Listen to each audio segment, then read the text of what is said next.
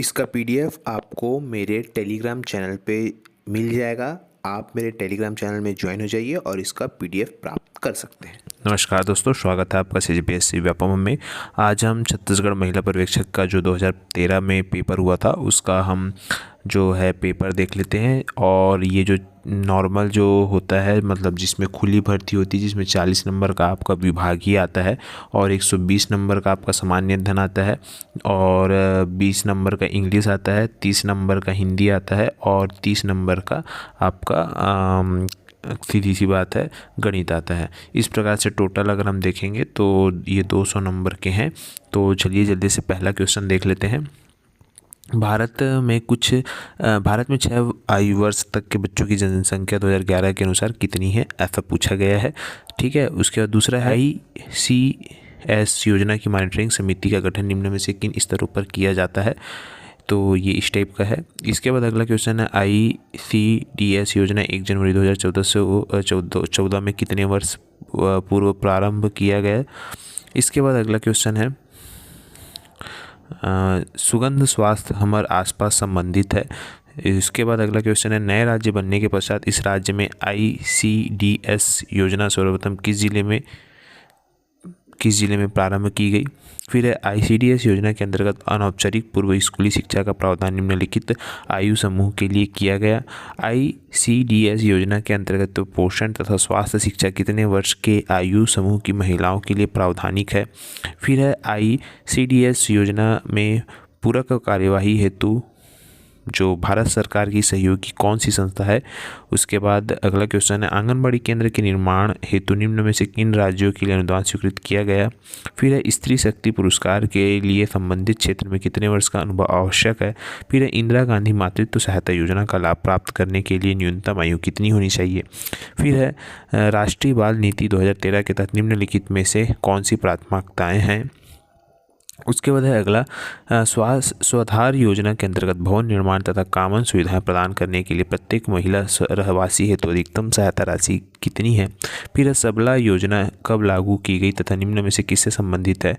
फिर है किशोरी शक्ति योजना के लिए लक्ष्य समूह क्या है। फिर राष्ट्रीय बाल कोष के उद्देश्य में किन राज्यों के लिए लागू नहीं होंगे। फिर एकीकृत बाल सुरक्षा योजना निम्न में से किसके द्वारा प्रायोजित की गई है। फिर महिलाओं के लिए प्रशिक्षित तथा रोजगार के लिए जो योजना है वो स्टेप प्रारंभ किया गया, कब प्रारंभ किया गया। फिर उज्ज्वला योजना किससे संबंधित है।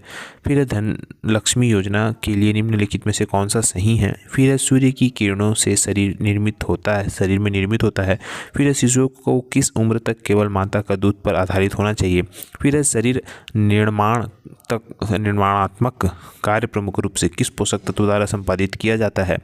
फिर अस्थियों के स्वास्थ्य के लिए आवश्यक पोषक तत्व है। फिर किस पोषक तत्व की कमी का लक्षण पीले व रक्त स्रावी मसूड़े हैं। फिर सर्वाधिक ऊर्जा किस पोषक तत्व द्वारा प्रदान की जाती है। उसके बाद खमीरीकृत खाद्य पदार्थ किस मायने में फ़ायदेमंद होते हैं। उसके बाद शिशुओं को अनुपूरक आहार किस उम्र से प्रारंभ किए जाने चाहिए। फिर रक्त का थक्का जमाने के लिए किस पोषक तत्व की मुख्य भूमिका होती है। फिर मिश्रित खाद्य पदार्थ किन मायनों में फ़ायदेमंद होते हैं। फिर घरेलू हिंसा अधिनियम 2005 के अंतर्गत मजिस्ट्रेट द्वारा दिए गए आदेश की अपील की जाएगी। उसके बाद घरेलू हिंसा अधिनियम 2005 के अधीन संरक्षक अधिकारी तथा सेवा प्रदाताओं के सदस्य समझे जाएंगे। फिर बाल संरक्षण संबंधी अभिसमय हैं। फिर बाल विवाह प्रतिषेध अधिनियम 2006 के द्वारा निर्देशित किया गया। उसके बाद अगला क्वेश्चन है बाल विवाह प्रतिषेध अधिनियम 2006 के अंतर्गत बाल विवाह से जन्मा या गर्भाहित बालक सभी प्रकार के लिए समझा जाएगा।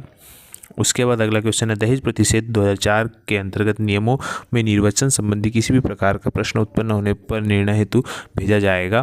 फिर टोनी प्रताड़ना निवारण अधिनियम 2005 के अंतर्गत बनाए गए किसी नियम के अधीन किसी अधिकारी या प्राधिकारी द्वारा दिए गए निर्णय अथवा पारित किए आदेश के विरुद्ध कार्यवाही जो है वो कहाँ करेगा। इसके बाद जहाँ कोई व्यक्ति दहेज मांगने के लिए अभियोजित किया जाता है यह साबित करने का भार कि उसने दहेज प्रतिषेध अधिनियम 1961 की धारा 3 व 4 के अधीन कोई अपराध नहीं किया गया है।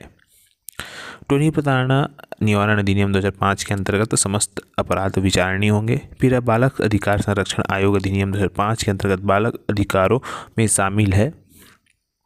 फिर है ये टोटल आपके 40 क्वेश्चन हुए जहाँ पे आपके डिपार्टमेंट के आते हैं।